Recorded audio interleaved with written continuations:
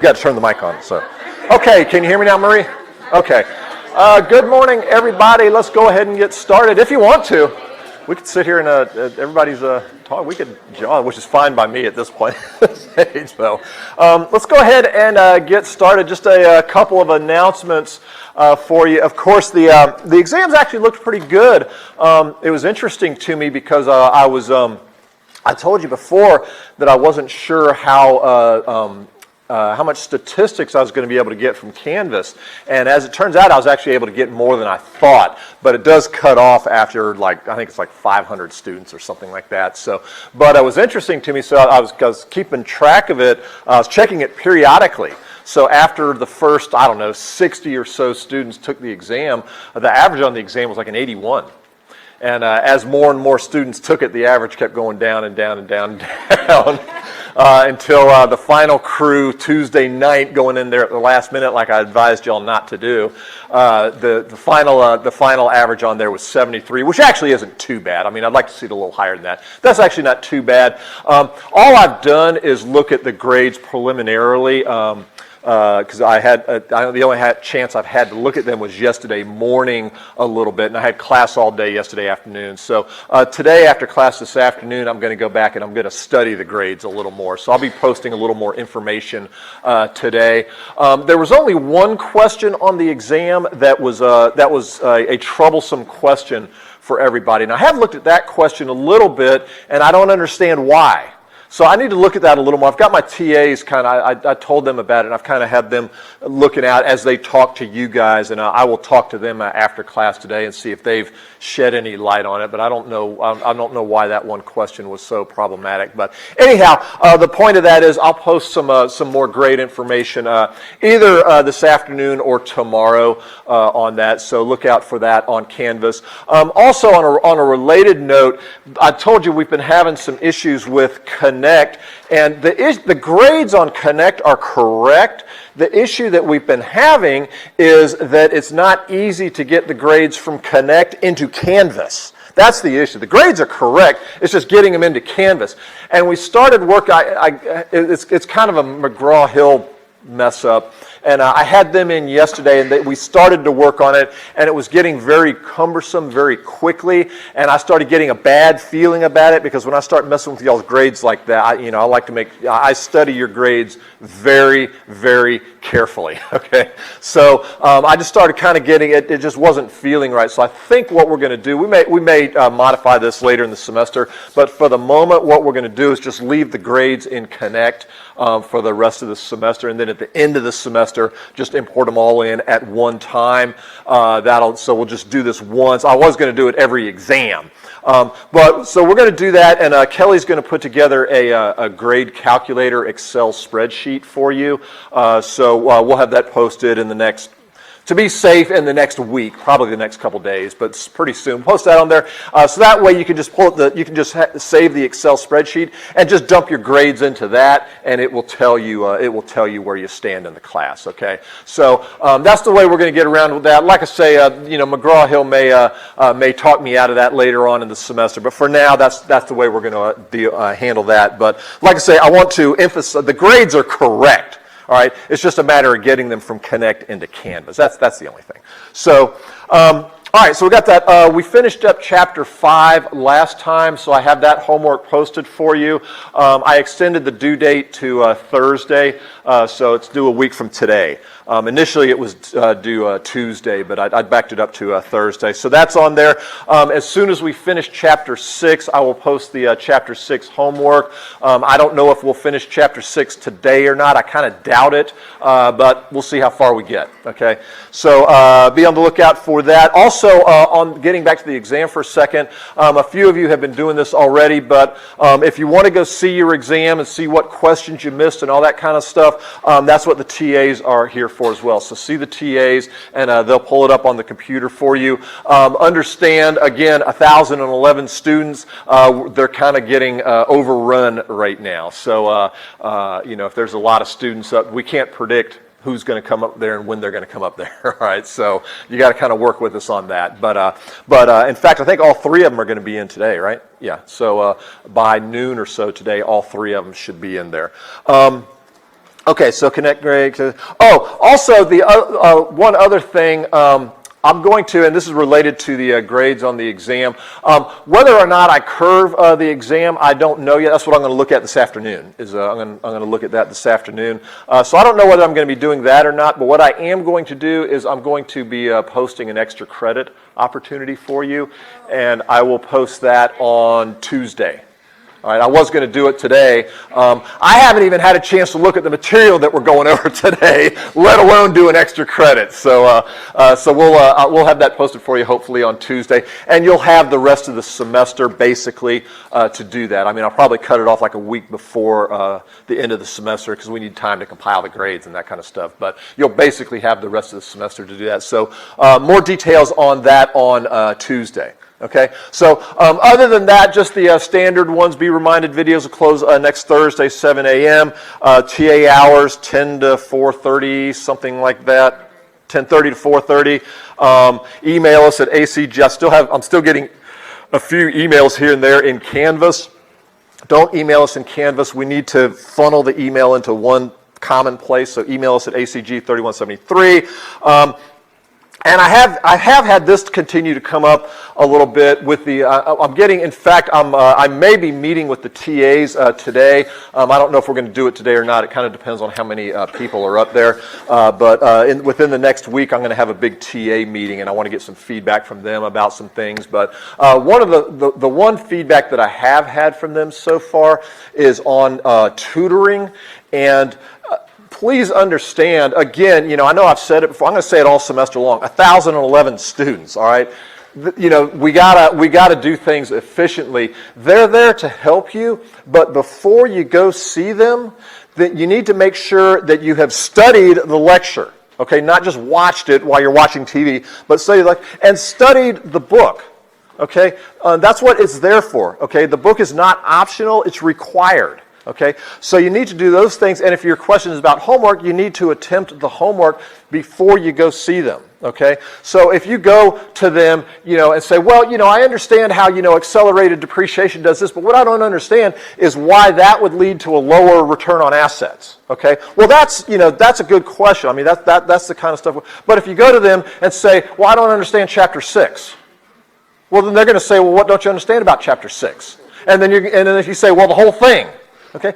Well, it's because you haven't studied. Because if you've studied, you would at least understand the basics. Not everything in there, which I wouldn't expect you to study the chapter and understand every single little thing. That's what they're there for. Okay, I wouldn't expect that. But if you go, they can't. I mean, I'll spend probably 2 or 3 hours with you on chapter 6. Let's just say. Well, they can't repeat that whole thing for chapter 6 for 1,011 students. I mean, do the math. 3 hours, that's 3,033 hours. Okay? We can't do that. So my point is that they're there to help you, but they're there to help you help yourself. That's why they're there, okay? So you need to put forth the effort before you go to them, all right? And again, it's a function, not completely, but mostly a function of the sheer numbers of students we have in here, okay? And me, myself, I've told you this before, I'm going to tell you again, and I'll say it all semester, I like talking to you guys, okay? I like meeting you and getting to know your name a little bit and getting to know you a little bit, okay? I like doing that. 1,011 students. In fact, we did the math a couple weeks ago. I spent, I forget what it was, but this is a couple weeks ago, I spent like 15 minutes or 30 minutes with a student, and we actually pulled out the calculator, which I like doing. I like talking to you guys, okay? We pulled out the calculator. If I met with everybody in this class just one time, I believe it was, for just a half an hour, I would do nothing for 37 and a half hours of the week except meet with you all. And if that's all I had to do, then okay. Then that'd be great. But unfortunately, I got other things to do, okay? So it's just a function of the sheer numbers. So don't take any of that personally. We all none of us get into this because we hate students. I mean, that wouldn't make sense. It's just the opposite. Okay, we get into it because we like working with you guys. I've dedicated the large portion of my professional career to working with you guys. Okay, I was the one, as I understand it, I'm kind of largely responsible for this course in the first place. Okay, because I think it's good information that business graduates need to know, especially finance and economics, especially finance. Okay, that's why I'm here. I like talking to you guys. Okay, it's just a function of the sheer numbers we have. That's all it is. Okay, so I just need you to understand that. All right. So with that, I think that's all the announcements. I have questions. Yeah.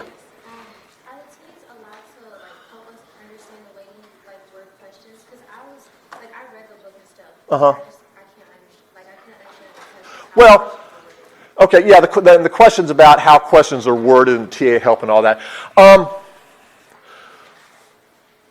I sometimes purposely approach things differently on an exam to see how well you understand it. Okay, and what you a part of, okay, this is junior level education now, it's not freshman and sophomore. So one of the things that you want to do, and I've said this a couple times before already, but what you want to do in this course, and in my opinion all your junior level courses, is go beyond just rote memorization. Okay, you want to go above that to actually understanding the material, which is why I keep saying, you know, the homework, for example, is not a practice exam. Okay, it's not. All right. If it was, that's just memorization. Okay. Well, da da da da da da da da. Okay, and you get on the exam. Da da da da da da da. You know, that's not university junior level education. Okay. So if you understand the material, what you want, the answer to your question is rise to the level of understanding the material, and when you do that, then regardless of how I word the question, you'll get it. Regardless of how I word the question, you'll get it. And I'm trying to think up a good example off the top of my head, and I can't right now. But when one comes to me, I'll interrupt at that time and insert it in there. But that's what we're doing. So that's on purpose. That's on purpose to see if you've just memorized. And that's why I keep saying, if you listen carefully, I'll say study the chapter, not just read the chapter. Okay, I'll say study the chapter, because you could read the chapter and you could read about the modified accelerated cost recovery system, which is based on 200% double declining balance depreciation. And if I put those exact words on the exam, you would probably be able to say, well, I remember something, and you could pick it out, but you probably wouldn't have the slightest idea what I just said. Okay, probably wouldn't have the slightest idea. All right. Now, if you read chapter 6, if you studied chapter 6, then you'll at least recognize what I just said. Okay. You may not completely understand it, but you'll recognize what I just said, and you're a step ahead of the game. Okay. So, kind of a long-winded answer, but there you go. Other questions? Yeah. What was the question that was posted? It was the question, the problem question on the exam was the quick ratio. Acid test ratio. Okay. Other questions? Other questions? Yeah, I reworked it and it's correct, so I'm not sure what the issue is there. Other questions? Going once. Going twice. Okay, you know, it amazes me that every single class period when I come in here, regardless of how many or how few or what, I always spend 15 minutes doing nothing but announcements. It amazes me. Yeah, it amazes me. So, all right. Questions? Going once?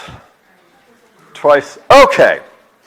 Let's talk about some accounting. How about that? There's a novel idea. Okay, where are we?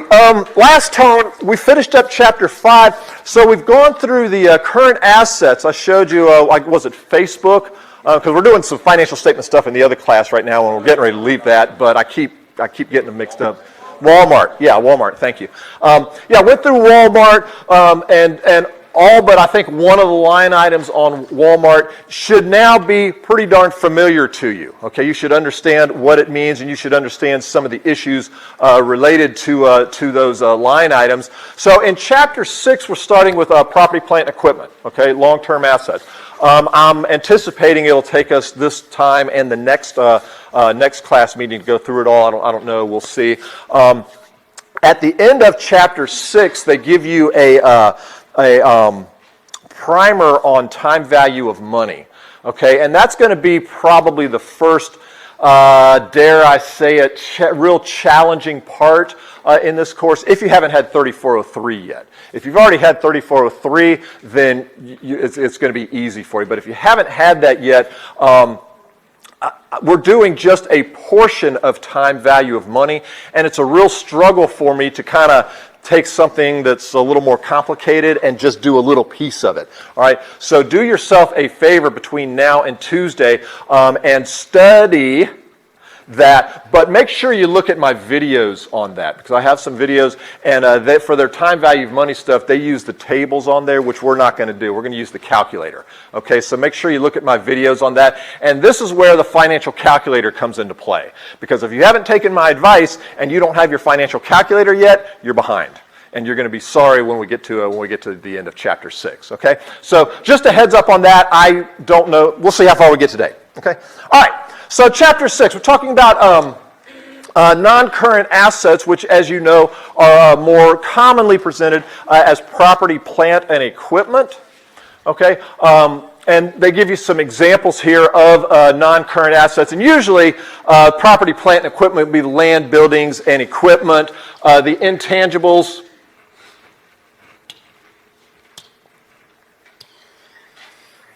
I like that. Intangibles and natural resources would be usually listed under other assets, but not a concern for us right now. So these are all of our non-current assets. Final exam review, what does non-current asset mean? It's not that it can't be converted to cash within a year, it's that it's not expected to be converted into cash within a year. Very good. Okay. All right. Assets, so yeah, beyond 1 year. Okay, so we got that. All right, so here are the issues with the property, plant, and equipment. So this is kind of a good way to view all the topics that we're talking about. There's 3 issues. All right, the first one is why does it keep doing that? Okay. The first one is acquisition. Okay, when the property, plant, and equipment is first purchased, how is it recorded on the financial statements? Okay, how is that presented? Okay. The second issue is during the time that the business is using the property, plant, and equipment, how is that presented on the financial statements? Okay, which is the cost recovery of it, kind of the bulk of this. And then the third issue is when the company disposes of it, whether they sell it or just get rid of it or for whatever reason take it out of service, how is it taken off the financial statements, and how is that recorded on the financial statements? Okay, so those are kind of the three issues. For our purposes, probably the biggie is the use. Okay, so how's it presented? How are things recorded on the financial statements while the business is actually using the asset? And I want to correct something right now in the book, because if you'll notice on here, what it says is depreciation. Okay, it's talking about depreciation, decline in asset value over its useful life, and that is not correct. That's not correct. What is the purpose? I don't know if we've talked about this before, but I think we did. What's the purpose of depreciation? Front row center. It's the cost. It's the cost of like using it over a life of its use. Okay. Did you actually hear that through the mic? Just out of curiosity, because he's sitting right here. I'm just. Did you actually hear that? No. Okay. No. It's not. No, it's not. So, go help us out. Outstanding. Depreciation is a cost recovery system, okay? The purpose of that is to spread the cost of the asset over the useful life of the asset, okay? It's the matching principle, okay? Because remember, the only reason a company spends money is to make money. So the matching is to match the expenses in the same period as the revenue that the expenses generate, okay? So the point of this is to spread the cost of the asset over the useful life of the asset. The point is not to try and peg the fair market value of the asset. Okay? Now, there's going to be a correlation. There's going to be a correlation between the two, because as an asset subject to wear, tear, and exhaustion, as it becomes used up, then of course it's going to become less valuable. All right, so there's going to be a correlation, but the fair market value will most surely differ from the depreciation expense. Okay, so far so good on that? Okay, something else I'm going to be harping about all chapter long on this. That's depreciation. What does depreciation pertain to? What type of assets? Yeah, pertains to tangible assets as opposed to intangible assets. And what's the cost of recovery for intangible assets? Very good. Amortization expense. Okay, so you have depreciation expense, which pertains to your tangible assets, okay, generally. Your amortization, which pertains to your intangible assets, such as patents, copyright, so forth and so on. We'll look at that in a few minutes. Okay, and then there's a third cost recovery category. That would be, I could see it in your eyes, depletion, which pertains to natural resources. Very good. Very good. Okay, so make sure, here's your exam tip for exam number 2. All right, make sure, and the final, by the way, make sure that you can distinguish between depreciation, amortization, and depletion. Okay, the concept of all of them is the same: to spread the cost of an asset over the useful life of an asset. Okay. The details of how it's done are a little different. That's what we're looking at today. Okay. But the concept is all the same. So when you look on a set of financial statements and you see depletion expense on there, then you know that they have purchased some natural resources and they're spreading the cost of that over the useful life. You see amortization expense on there, and see this is really the common one here, is because over in finance, what you'll study, and we may do it a little bit in here as well, is you'll study amortized loans. Okay. So people will look on a set of financial statements and see amortization expense, and they'll think that that's referring to an amortized loan, and it's not. Okay, it's referring to the cost recovery of an intangible asset. Okay, and of course, same thing with accumulated depreciation, accumulated amortization, and accumulated depletion. Okay? All right, so what started that was this little statement right here, which let me modify what I said a minute ago. I disagree with this. I mean, I'm telling you that these cost recovery systems are not intended to track the fair market value. All right, we could kind of talk semantics about what they meant by this. Okay? Questions. That was important. Questions. Okay. I like everybody coming to class and everything, but I'm kind of getting used to the cozier crowd here. We've got plenty of room, got some elbow room, got some breathing room, have a little dialogue, so I like talking to you guys. All right. Okay, so first, land. Is land depreciated? No. Okay, what we just said a minute ago is property, plant, and equipment is depreciated, but land is not depreciated because it's not subject to wear, tear, and exhaustion. Okay, it's just kind of there, But the building that goes on the land is depreciated because that is subject to wear, tear, and obviously a building is going to fall apart at some point in time. Okay, so land is not depreciated, but buildings will be depreciated. All right, and that's an issue in real life. Okay, that's an issue because I've never seen a closing statement where they broke out the cost of the building separate from the cost of the land that the building's on. Okay, you buy it all together. So then the question becomes, well, how much was the land and how much was the building? Okay, and that opens up, and I was always looking at it from a tax perspective. Okay, so we were doing things that were in our best interest for tax purposes. Okay, but in here we're going to be looking at it from earnings management purposes. So we'll get back to that. We'll get back to that when we get there. Okay, so land is not depreciated, but first, the first step here is the acquisition. Okay, so this is about the acquisition of the land. After we're done, Marie, if you think about it, teach me why it keeps doing that. We're talking about the acquisition. So these are examples of costs that would become a part of the land. And the point here is this. The cost of an asset that's going to be then depreciated consists of not only the purchase price of the asset, but also all costs necessary to put the asset into service. Okay, so it's not just the cost of the asset, which is relatively straightforward. It's also the cost of putting the asset into service. All right. So with land, they're giving you some examples here, and you don't have to memorize the examples per se, but these are all the costs, or at least examples of costs that you might incur, or a company might incur when they purchase the land. Okay, so they purchase the land for, $300,000 or whatever, which would be the purchase price. Okay, but then, they may pay their realtor some commissions on top of that.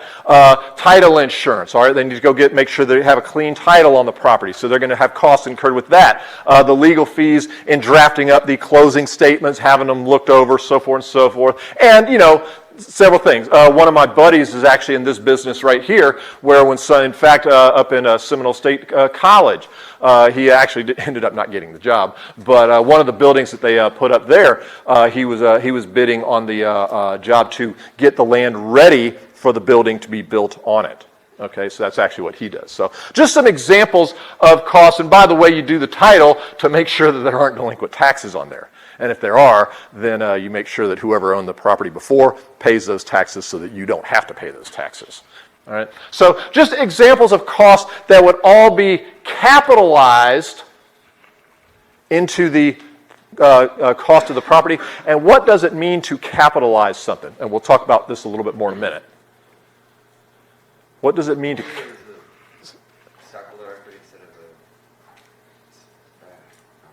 Okay, good thought. He's talking about stockholders' equity because that is capital, all right? But that's not in this case because this is used in a different context. So good thought. Yeah.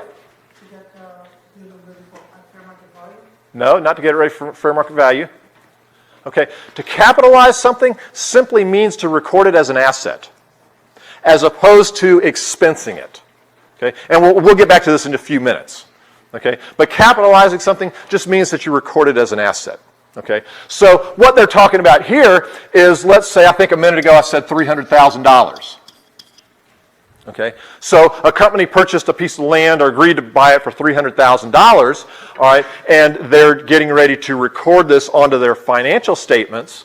All right. Well, of course, this $300,000 is going to be an asset, but then let's say they incur some of these costs as well, which add up to $30,000. Okay. Well, the question is, how do they present that $30,000 on the financial statements? If they put them on the income statement, then that, of course, will reduce earnings. Okay. If they put it on the balance sheet, then it won't, at least not yet. Depreciation, we'll get into that. Okay. So what they're saying here is all of these costs would be capitalized, which again simply means that they were going to record it as an asset.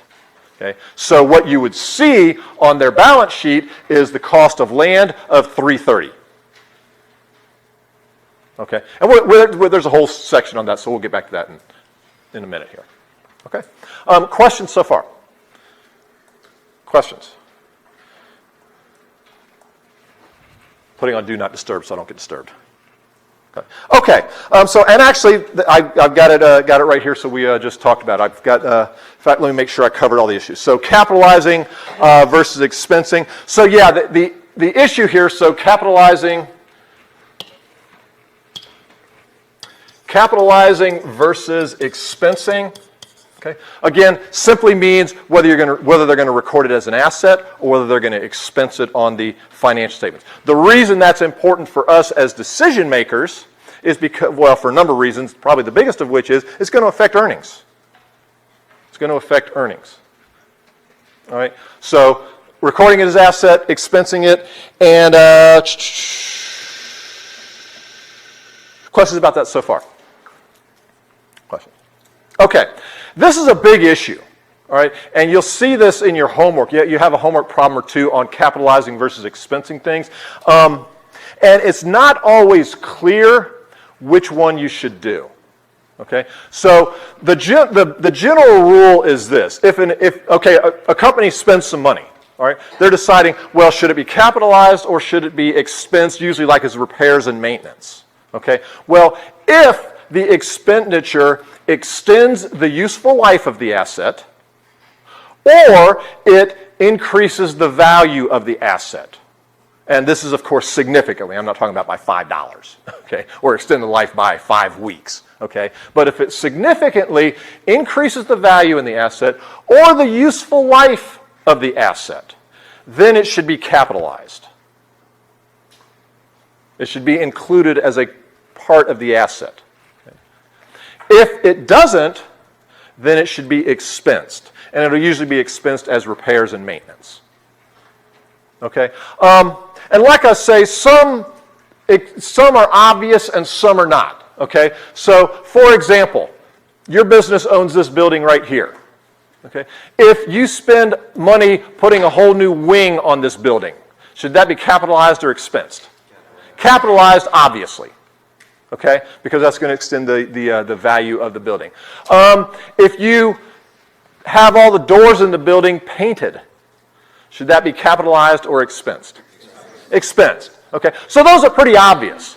But in the real world, and these are some of the things that we struggled with in public accounting, sometimes they're not obvious. What if you had all new windows put into the building that were much stronger than the ones you have in here?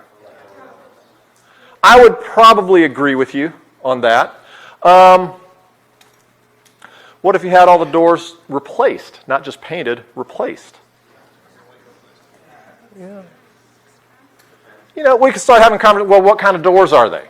Is it really going to increase the value? Okay, so forth and so on. So it's very easy to start getting into gray areas here, and that's where the decisions come in. All right. So like I say, but the guidance, and this is a little bit different than how the book presents it, but I think it's more accurate and is more helpful if it extends the useful life or increases the value of the asset. Then you capitalize it. If not, then you expense it. Okay? Let me make sure I hit all of that in there. Right, expense, got that? Not always clear, right? Okay, yeah, and again, there's the materiality issue, but this is also a prime area for earnings management. And I've mentioned earnings management in here before, have I not? I have not. Then we need to mention it now. What is earnings management? Very big issue. Finance majors, pay attention. Earnings management.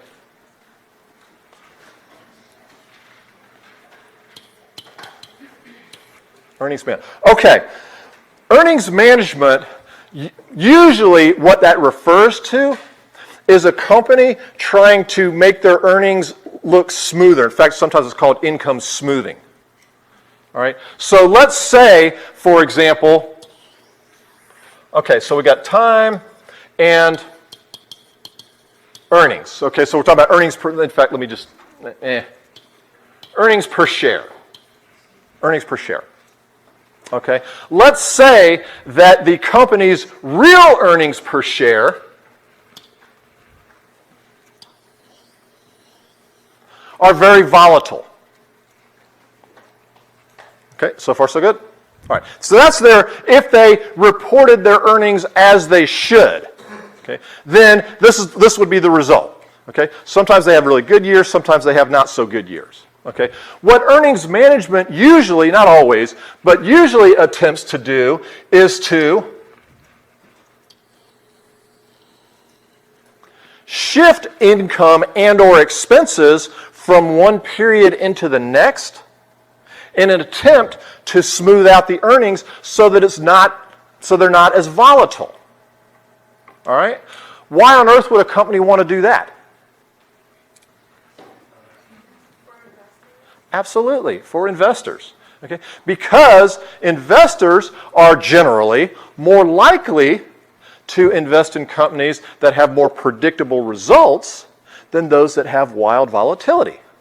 And if it becomes more attractive for investors, then what happens to the company's stock price? It goes up, and if the company's stock price goes up, usually that means the financial manager's compensation goes up because it's usually tied to stock price. Okay. It's called earnings management, managing the earnings. Also called income smoothing, a few other names that you'll see here and there. Okay. The problem with that is, what's the purpose of the financial statements? Final exam review. Only about 15 of you missed this on the exam. And by the way, 12 people earned a perfect score on the exam. So congratulations. Are any of them in here? If you want to do it, very well done. You got this perfect. Very, very well done. That's hard to do. That's not easy to do. Very well done. So, yeah, so is there anybody else? Anybody else? Okay. Well, the other 11 of you out there, very well done. Okay. All right. Final exam review. What's the purpose of the financial statements?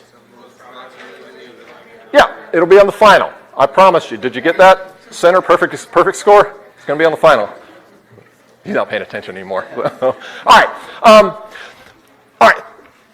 Managing earnings, the intent of that is to make the earnings look smoother, but you guys know that the purpose of the financials is to most properly reflect the underlying economic reality, which is if the company is volatile, then investors have a right to know that. They should know what they're investing in.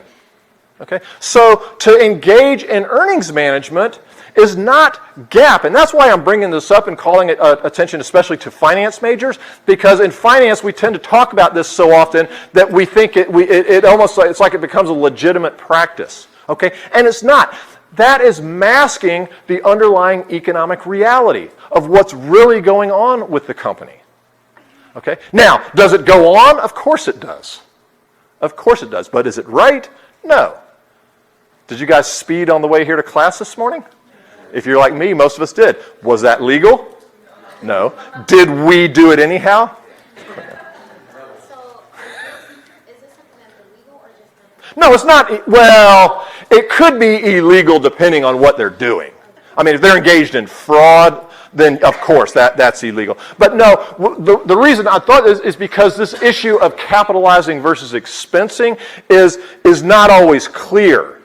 Okay, so when they're making this decision, if they are trying to reduce their earnings or increase their earnings, then that would bias their decision on what they potentially bias their decision on what they really should be doing. And that's what we're concerned with in here. Okay, that's kind of the overriding goal, the common denominator of this course is to make sure we understand and study how what they do, what Kelly and her colleagues do in the accounting department is going to affect the information that we use for decisions such as earnings per share.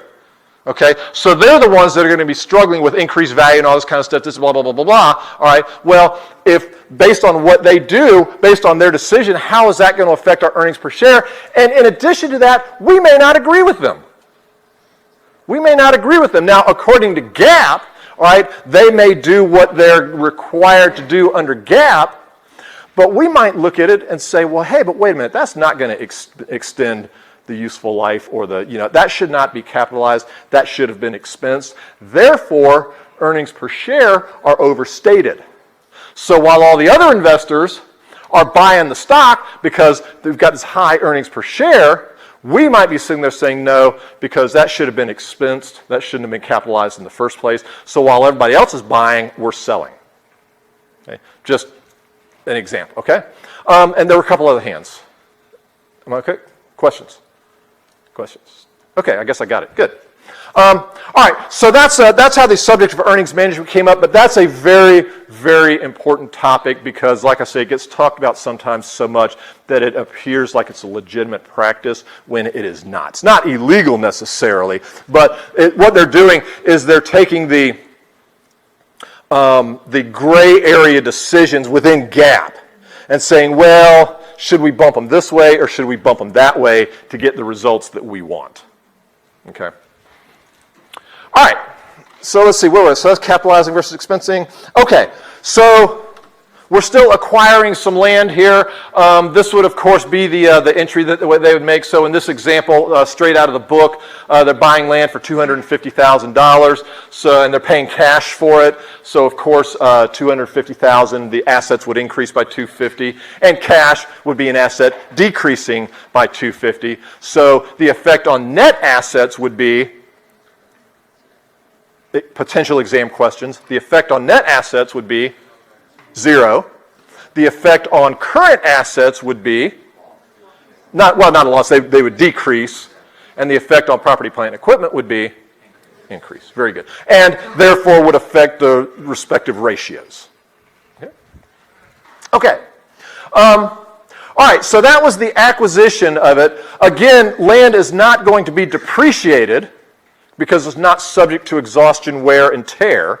All right, so while they have it, nothing's going to happen. But when they dispose of it, So disposal.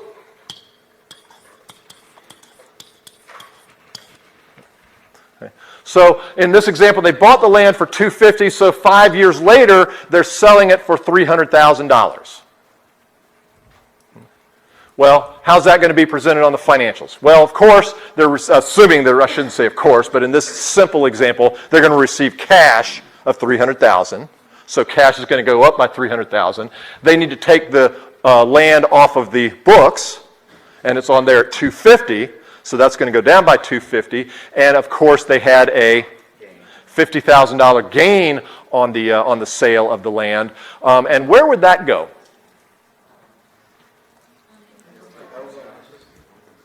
That would go on the income statement, more specifically, above or below operating income? Below. Very good. Very, very good. Because this is not part of their operations. Okay, unless they were in the real estate business, in which case it wouldn't be a gain in the first place, it'd be revenue. Okay, so this would be on their income. It'd be under other, revenues and expenses below the operating income. And that's important because I've already told you the operating income is an important calculation. All right, that captures the operations of the business and therefore the stability of the business. Okay, so let me give you, this applies to all assets. Okay, calculating gain and loss on the disposal. Okay, so what you're going to have is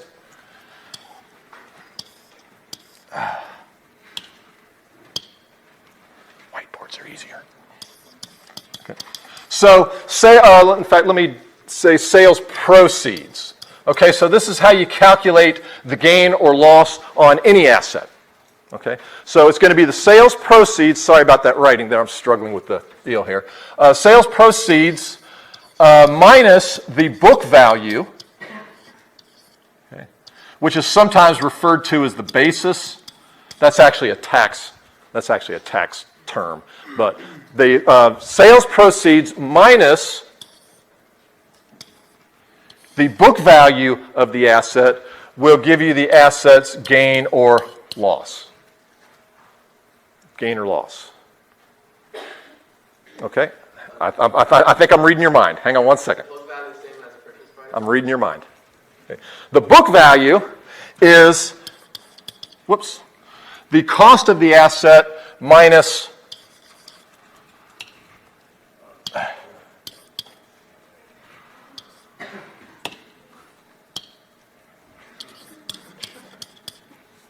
better than I was the first day. Cost of the asset minus accumulated depreciation. Book value is the cost minus accumulated depreciation. In other words, the value that it's carried on the books. Okay? So doing this all in one, and I think it's easier to look at it this way. The gain or loss is going to be the sales proceeds. Okay? You got cost minus accumulated depreciation gives you the book value, and that is your gain or loss. So that's the summary right there. Okay. That's how you're going to calculate the gain or loss. So that's how the gain or loss on any asset is calculated when it's sold.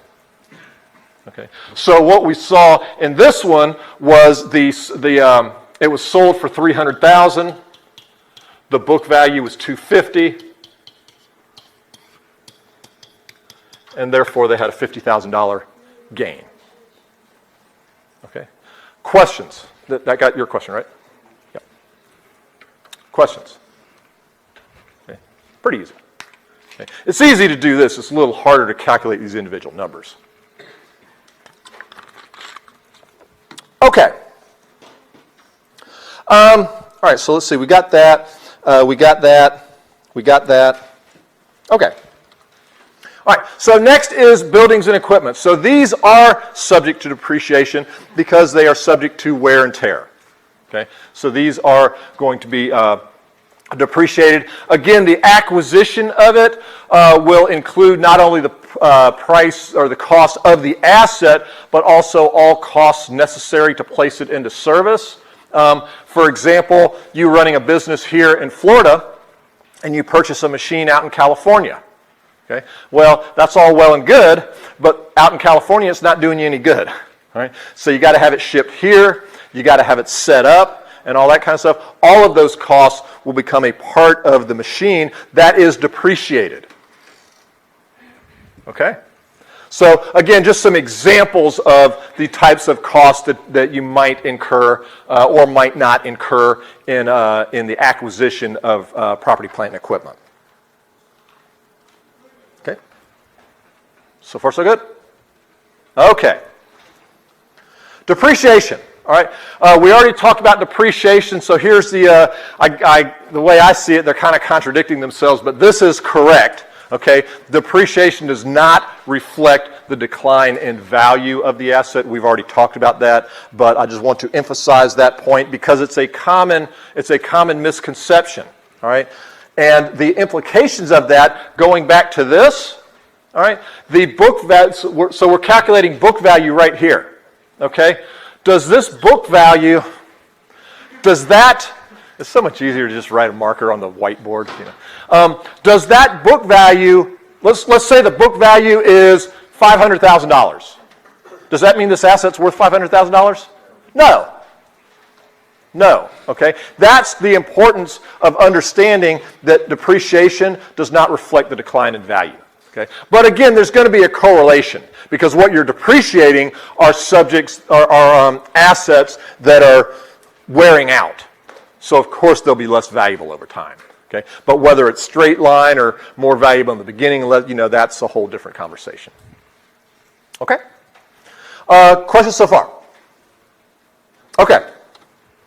All right. This is when they and this is a periodic entry that they'll make at the end of the period, and this is the entry. I don't use this word very often, but this is the entry that they will always make. I don't use that word very often. Okay, so at the end of the period, okay, they'll record depreciation expense for whatever it is. So so expenses will go up, which means net income goes down. And I meant to mention that last time just as a side note. Be careful. This might have applied to a couple of your homework problems. I'm not real sure. I told you last time that I was doing some work for McGraw-Hill, and I was looking at the next edition of this book coming out. And one of the comments that I gave them is that I think they're a little misleading about something in the homework, and I don't recall whether it's in your homework or not. I'll have to go look. But they will ask you for the homework, and it's in the horizontal model. They'll ask you for the effect of the expense on net income. Okay? And you'll have, among others, you'll have two choices, whether the expense increases or whether the expense decreases. And the correct one in the homework is they're saying decrease because that is decreasing net income. All right, but pay attention to the detail on that because what's actually happening is the expenses are increasing, which ultimately decreases net income and therefore decreases retained earnings. Okay, so just kind of a side note, don't get confused on that in the book. Okay, I think they could present that a little bit better. Okay, and there was a question. Yeah? For this class, are we going to be using mostly straight line depreciation? I'll get to that. Give me about 5 minutes and we'll be right there. Okay, other questions? Okay, so this is what it is. So they'll record depreciation mix, and then they'll record accumulated depreciation, which is contra asset account. Okay, so with this entry, net income will go, as a result of this entry, net income will go down, assets will go down. Liabilities, no effect. Okay, equity will go down because this is an expense that's reducing net income, which will ultimately reduce retained earnings. Okay. All right. So very good on that. This is very simplistic. What they're trying to tell you here is that this is how it will be presented on the balance sheet. Oh, I know what I was going to say. Is back over to this one. Same entry for amortization and depletion. Okay. So if they're amortizing an intangible asset, then you'd have amortization expense, accumulated amortization. If they're depleting a natural resource, depletion expense, accumulated depletion.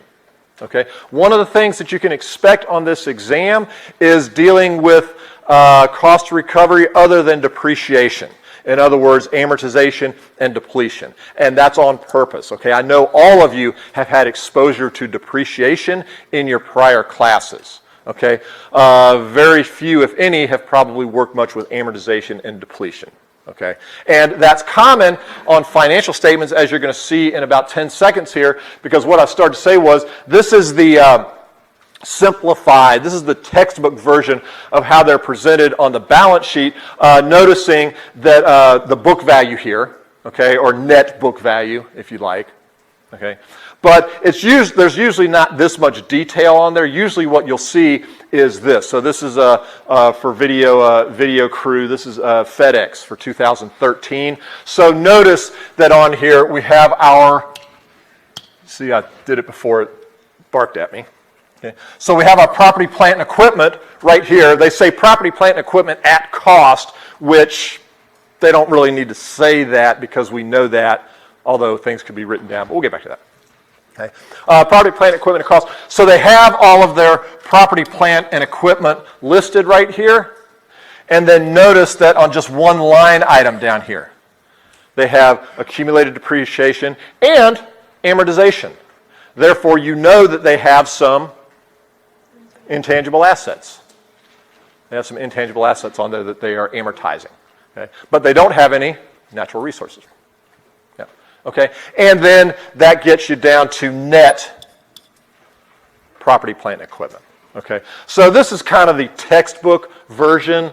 This is the real life version. And if you wanted to see more detail, which I don't think I put on here, but if you wanted to see more detail about it, then on FedEx's annual report, you just have to go back in the notes, and that'll give you more details on what they're depreciating and so forth and so on. Yeah? On the exam, are we going to be doing the real life or the book? For the exam, excuse me, understand what I just said, and you'll be good to go. Because the only difference is this is more detail. That's all.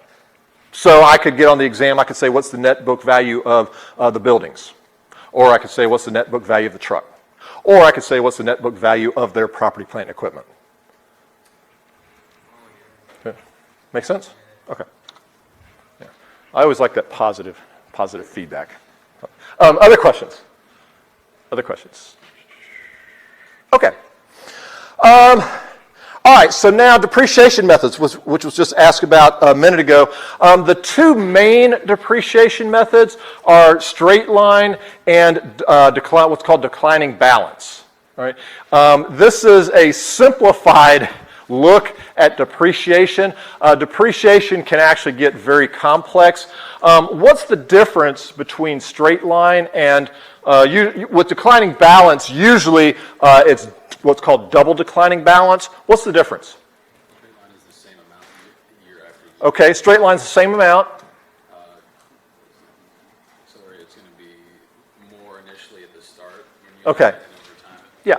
Straight line method is going to be an equal amount of depreciation mostly over the life of the asset, whereas double declining balance is what's called an accelerated method.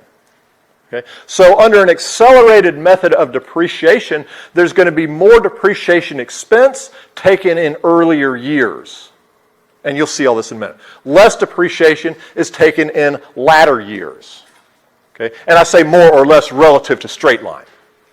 Okay? And that's what these kind of poor charts here are trying to tell you, is that under straight line, it's just going to be the same amount of depreciation every year. Okay? But under an accelerated method, there's going to be more in earlier years relative to straight line, and then less in the latter years. But make sure you understand that this is nothing more than a timing issue, because over the life of the asset, either way, the same amount will be depreciated. Either way. So it's just a matter of how quickly will it be depreciated.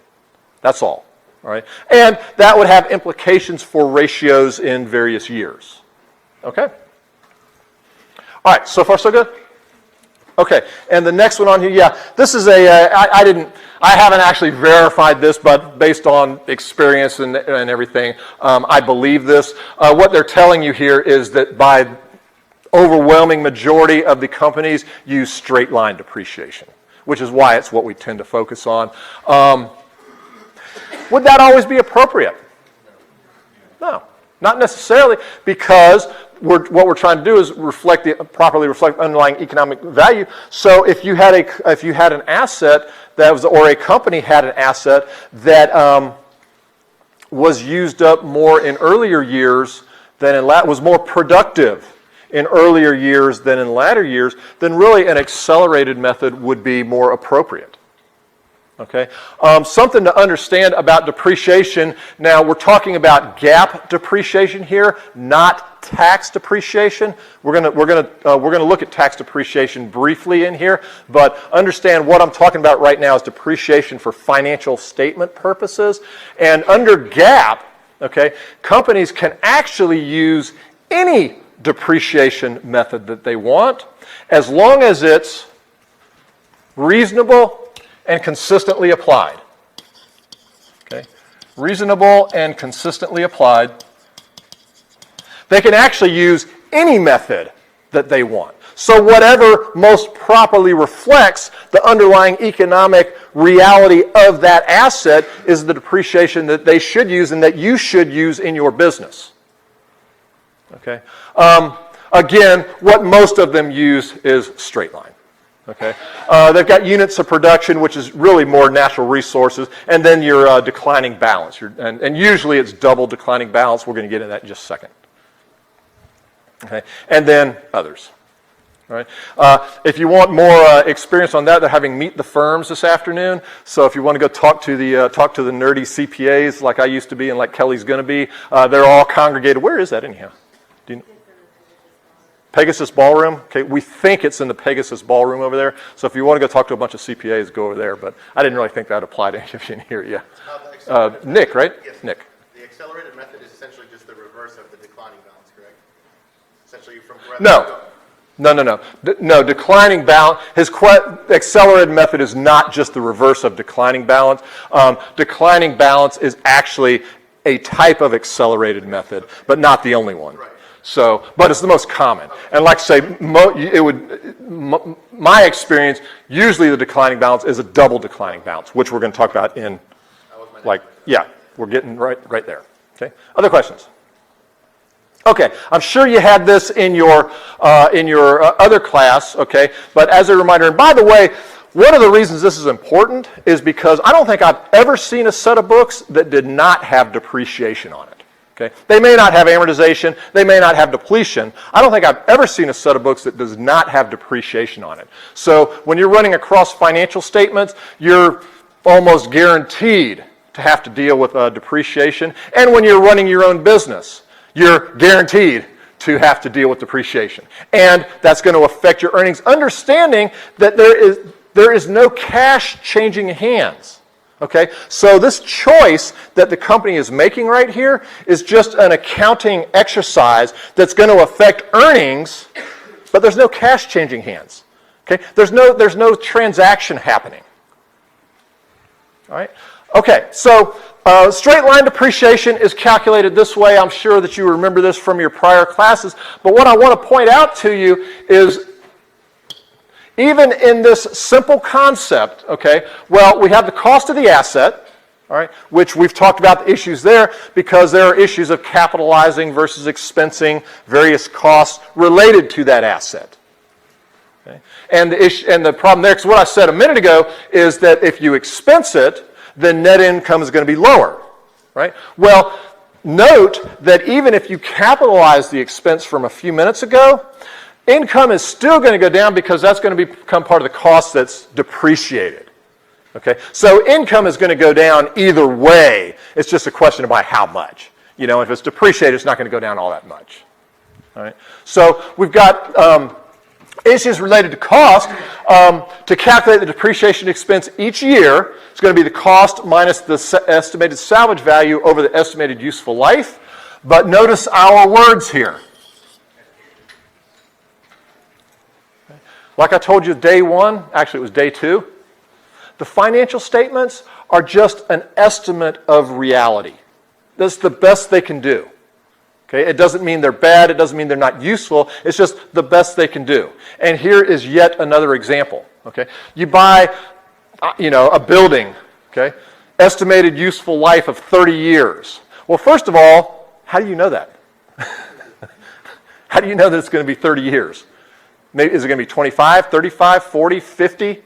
Okay, we really don't know that. And second of all, what's that building going to be worth in 30 years? Who knows? Okay, who knows? All right, and even if we got a little more forecastable, and we're talking about a car. Okay, well, you buy a car for the business. Well, how long is that car going to last? First of all, I would argue it depends on what type of car you got. Okay. Yeah, Volkswagen. Yeah, in fact, they were talking about that on the radio today. The depreciation of the value of Volkswagens. Okay, and don't get that word. And I'm actually mentioning that on purpose because the word depreciation is used in different contexts.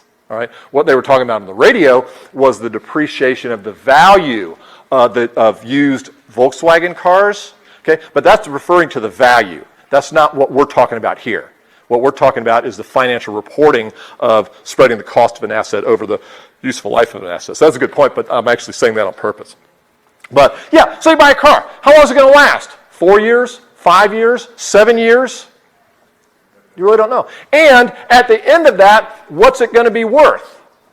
I mean, we'd have a better shot at that than we would a building, but still, you don't really know. Okay? So, you're running your business. You're having kind of a bad year. All right, so your earnings are down a little bit. All right, against my beliefs, you decide you want to manage earnings. Okay, all right. In fact, let me put it another way. Okay, you're running your business, earnings are down. What's your incentive? You've got an asset, you purchased it, you're deciding what you're making these estimates here for the purpose of depreciating it. Your earnings are down. What's your incentive with respect to the salvage value? Estimate high or estimate low? Well, if your earnings are low, then your incentive, I'm not necessarily saying you would do it, but your incentive would be to minimize expenses, right?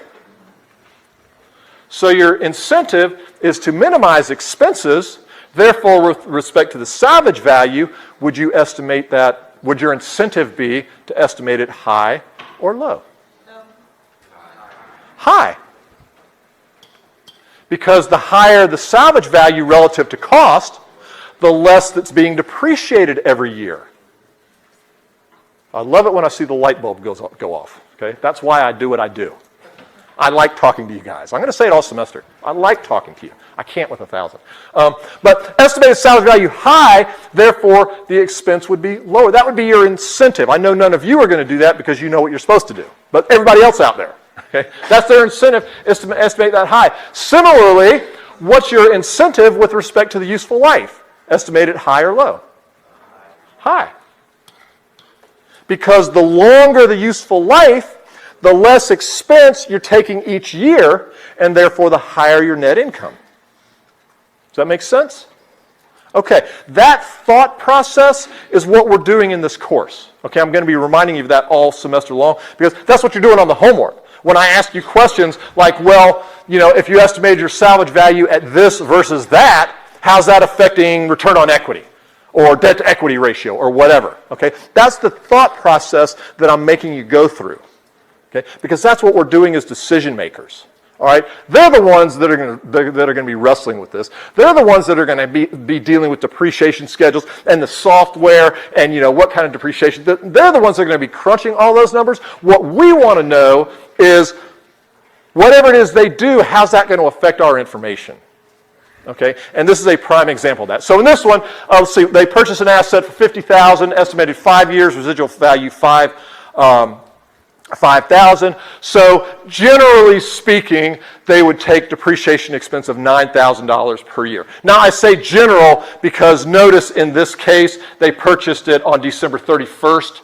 So they purchased it right at the end of the year. So they're taking a full year's depreciation each year. If they purchased it part of the way through the year, then in the real world, they would just have a portion. So let's say they purchased it at the end of March. Okay, then in the real world, for the first year, it would be 9/12 of that. So that's what they would take the first year. The remaining would be the 9,000, and then the last year would be the other 3/12. Does that make sense? Okay. So I don't know that not that that's hard. I don't know that I'll really bust your chops too much about that on the exam, but that's the way it would work in the real world. Okay? Questions so far? And by the way, for studying, see, one of the things you can do is take this example. This is something that you should do. And I have, I don't think they've come up yet, but I have some what I call interactive spreadsheets on Excel. They're similar to the algorithmic problems that you have in Connect, in that every time you do the problem, it gives you a different set of numbers. All right, and I haven't worried about the interactive spreadsheets too much because you have the algorithmic problems in the Connect. But something that you could do when you're studying this and looking at the relationships that we just saw is you've got these numbers right here. You know these numbers are correct. Plug this into Excel, okay, and then start playing with the numbers. Okay, well, what happens if I increase this? How does that affect net income? Okay, well, here's your expense, so you put in, some revenue and keep that constant, and then you start playing with the numbers. Well, if that increases, what's that doing to net income? Okay, what's that doing to assets, so forth and so on. Okay, same thing with your estimate here. That's a great study technique right there. That's a great study technique. Okay, and there was a question before yours yeah.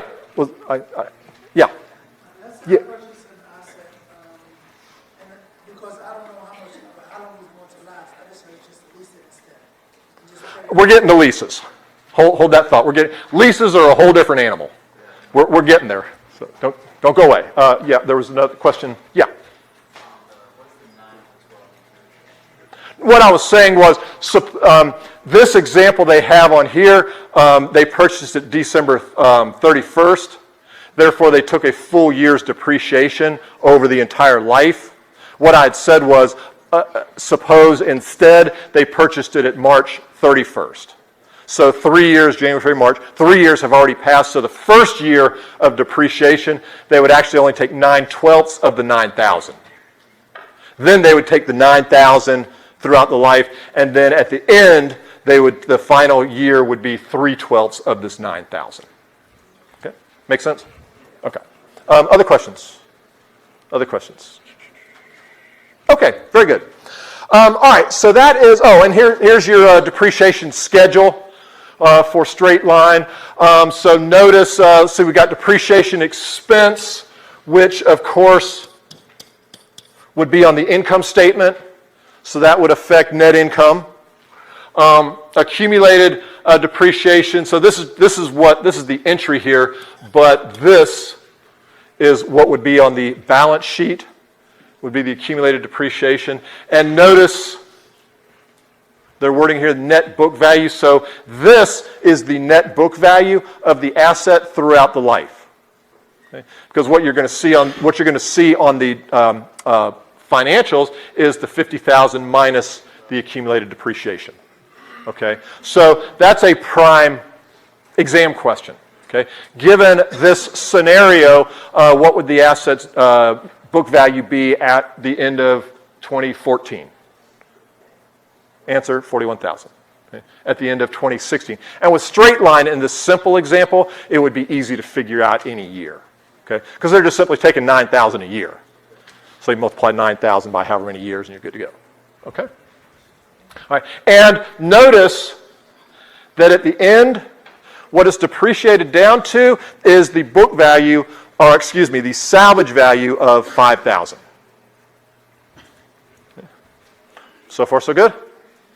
Okay, notice that if they estimated that salvage value exactly correctly, so at the end of the asset, they sell the asset. Okay? Well, what are they going to be able to sell it for? $5,000, if they estimated correctly, which they'll probably never do, but if they did. Okay, so they'd sell it for $5,000. The book value is